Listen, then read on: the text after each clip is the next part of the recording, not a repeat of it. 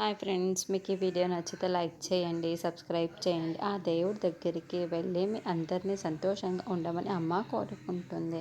అమ్మ చాలా మంచిది కాబట్టి అమ్మ అడగగానే దేవుడు కూడా అమ్మ కోరికని తీరుస్తాడు. అప్పుడు మీరు అందరూ సంతోషంగా ఉంటే అది చూసి అమ్మ అని ఎవరు చెప్పగానే అమ్మ అప్పుడు చాలా సంతోషంగా ఉంటుంది అని మిగతా పిల్లలు చెబుతారు. మీరు చెప్పింది కరెక్టే డాడ్, అమ్మ సంతోషంగా ఉండటమే నాకు కావాలి.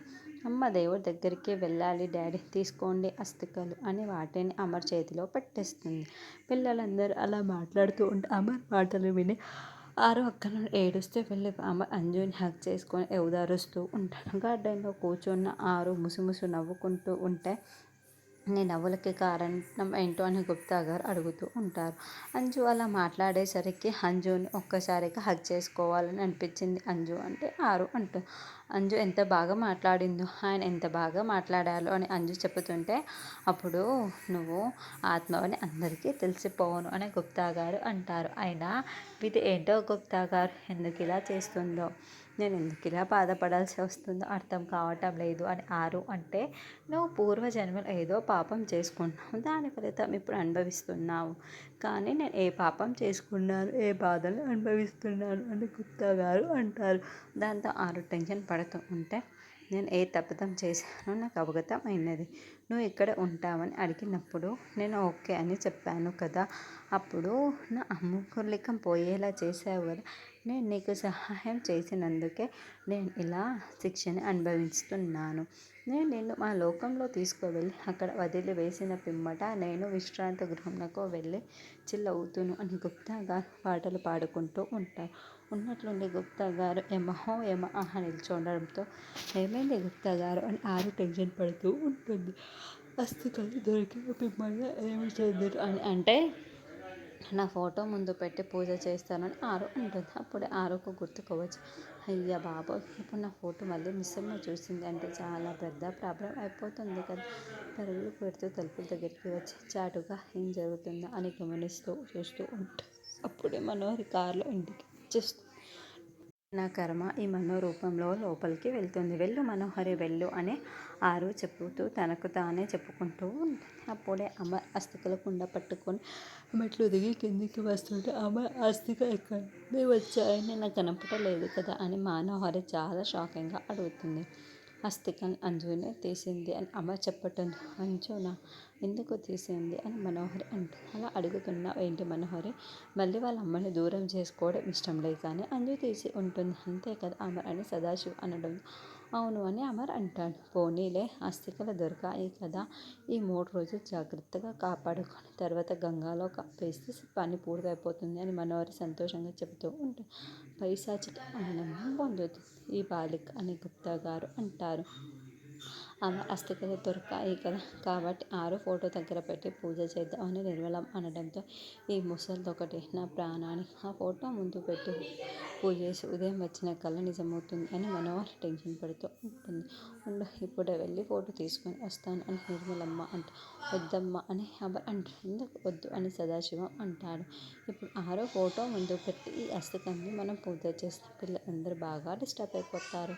అస్థికల్ని తెచ్చిపెట్టిన అంజు వాటిని తీసుకొని వెళ్ళి ఎంత డిస్టర్బ్ అయిందో చూశారు కదా, కాబట్టి ఆ పూజ చేయడం వంటి ఏది వద్దు, పిల్లల్ని డిస్టర్బ్ చేయడం నాకు ఇష్టం లేదు అని అమర్ అంటాడు.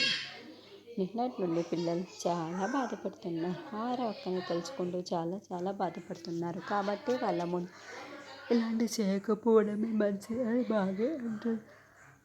సరే అమర్ గదిలో అయిన ఫోటోలో పెట్టి దీపం పెట్టు అని సదాశివం చెప్పడంతో అలాగే అని అస్థికల్ని పట్టుకొని వెళ్తాడు. గుప్తా గారు గదిలో ఫోటో పెట్టి ఆ అస్థికల్ని పెట్టేసి దీపం పెట్టారది అని ఆరు టెన్షన్ పడుతూ ఉంటే నాకు అవగతం అయినది. నేను ఇప్పుడు ఈ గుమ్మం దగ్గర నుండి ఆ కవాటం దగ్గరికి వెళ్ళి వీక్షించాను. పద పద అని గుప్తా గారు పరుగులు పెడుతూ ఆరు వెనకాలే వెళుతుంది. అయినా చాలా డిస్టర్బ్గా ఉన్నాడు, నేను వెళ్ళకపోవడమే మంచిది అని హాల్లోనే ఉండిపోతుంది. అమర్ గదిలో ఆరు ఫోటో పెట్టేసి ఆ ఫోటో అస్థికన్ను పెట్టి దీపం పెడతాడు. ఆరు ఇదంతా పక్కన నిల్చొని చూస్తూ కన్నీళ్లు పెట్టుకుంటూ వింటూ ఉంటుంది. సారీ ఆరు, నేను అందరి ముందర నీ ఫోటో పెట్టి అస్థికల్ని నీ ఫోటో ముందు పెట్టి దీపం కూడా పెట్టుకోలేకపోతున్నాను. ఇది మనసుకి చాలా కష్టంగా అనిపిస్తున్నా కూడా కానీ తప్పని పరిస్థితుల్లో ఇలా చేయాల్సి వస్తుంది. సారీ ఆరు, ఇప్పుడు డోంట్ వర్రీ, నేను ఇప్పుడు నీతో టైం కూడా స్పెండ్ చేయలేకపోయాను. మన కథ ఇలా అర్ధాంతరంగా ముగిసిపోతుంది అని ముందే తెలిసి ఉంటే 100 ఏళ్ళ కావాల్సిన సంతోషం ముందే కలిసి పంచుకునేవారు. ఇంకా ఇంకా 2 రోజులు కాగానే ఈ ఆరు అమర్ కథ అర్ధాంతరంగా ముడిసిపోతుంది. ఈ అమర్ ఏం చేయగలడో నాకేమీ అర్థం కావటం లేదు. ఆరు, పిల్లలు చాలా మిస్ అవుతాము అని అమర్ ఏడుస్తూ ఫోటో ముందు నిల్చొని చెప్పుకుంటూ ఉంటే ఆరు ఇదంతా విని ఏడుస్తూ ఉంటుంది. నువ్వు ఎక్కడున్నా సంతోషంగా ఉండాలి. ఆరు ఫోటోకి ముద్దు పెట్టుకుంటాడు. తర్వాత రామ్మూర్తి అనాథ శరణాలయానికి వచ్చి అక్కడ ఉన్న పిల్లలు ఇగోదుగోండి చాక్లెట్లు, మీకోసమే చాక్లెట్లు స్వీట్లు పంచుతూ ఉంటే ఆడుతూ ఉంటాడు. అప్పుడే వార్డెన్ వచ్చి రామ్మూర్తిని చూస్తూ ఉంటుంది. అక్కడ పనిచేసే ఇంకొక అమ్మాయి వార్డెన్తో మాట్లాడుతూ ఉంటుంది. వారానికి ఒకసారి ప్రతిరోజు క్రమం తప్పకుండా ఇలా వస్తూ చాక్లెట్లు పంచుతూ ఇలా ఎప్పుడు పడితే అప్పుడు ఆడుకుంటూ ఉంటాడు. వచ్చిన ప్రతిసారి వాళ్ళ కూతురు గురించి తెలిస్తే చెప్పండి అంటూ నన్ను చాలా బతిమిలాడతాడు. అయినా మాట్లాడే పద్ధతి చాలా బాగుంటుంది. నాకే కనుక వాళ్ళ కూతురు ఎక్కడ ఉందో నిజంగా తెలిస్తే వెంటనే ఆయన్ని తీసుకువెళ్ళి ఆయన కూతురు ముందు ఆయన్ని నిల్చోపెడతాను మేడం. పాపం ఆయన ఎంత బాధపడుతున్నారో, కూతుర్ని కలుసుకోవాలి అని ఆ అమ్మాయి చెప్తూ ఉంటే వాటిని మొత్తం వినేసి బాధపడుతూ లోపలికి వెళ్ళిపోతుంది.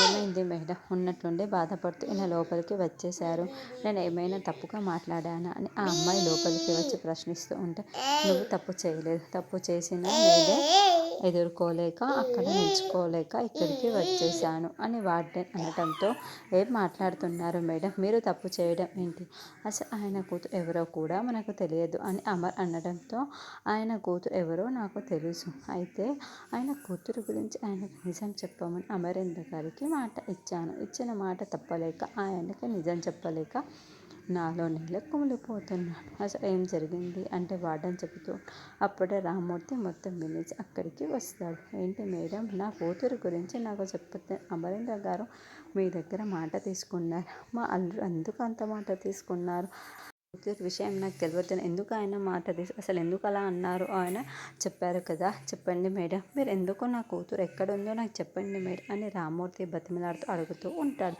నాకు అర్థమయ్యింది మేడం, మీరు నోరు విప్పారని అర్థమయ్యింది, నేను నా అల్లుడు అమరేంద్ర బాబు దగ్గరనే తేల్చుకుంటాను అని ఇప్పుడే వెళ్ళి ఆయన్ని నిలదీస్తాను అని రామ్మూర్తి బయలుదేరి వెళ్తాడు. వెంటనే ఆ వార్డెన్ రాథోడ్కి కాల్ చేసి, రాథోడ్ గారు, నేను సరస్వతి మేడం అసిస్టెంట్ని మాట్లాడుతున్నాను, నేను నా సెక్యూరిటీ ఇద్దరం కూడా రామ్మూర్తి దగ్గరనే కన్న కూతురు ఎవరో కూడా మాట్లాడుకుంటూ ఉంటే ఆయన మొత్తం కూడా వినేశారు. ఇప్పుడు అమరేంద్ర గారు ఇచ్చి వినేసి నా వాళ్ళ కూతురు గురించి అడుగుతానని అక్కడికి వస్తున్నారు, మేము పొరపాటున ఇవన్నీ మాట్లాడుకున్నప్పుడు ఆయన వినేశారు అని మొత్తం నిజం చెప్పుతూ ఉండటంతో రాథోడ్ టెన్షన్ పడుతూ ఉంటాడు. రేపటి ఎపిసోడ్లో రామ్మూర్తి అమర్ దగ్గరికి వచ్చి నిజం చెప్పకపోతే నేను చచ్చినంత ఒట్టే అని తన పైన ఒట్టు వేయించుకొని మరి కన్న కూతురు గురించి నిజం చెప్పమని నిలదీస్తూ ఉంటాడు. రామ్మూర్తికి అమర్ ఏం చెప్తాడో అన్నది మనం నెక్స్ట్ ఎపిసోడ్లో చూద్దాము.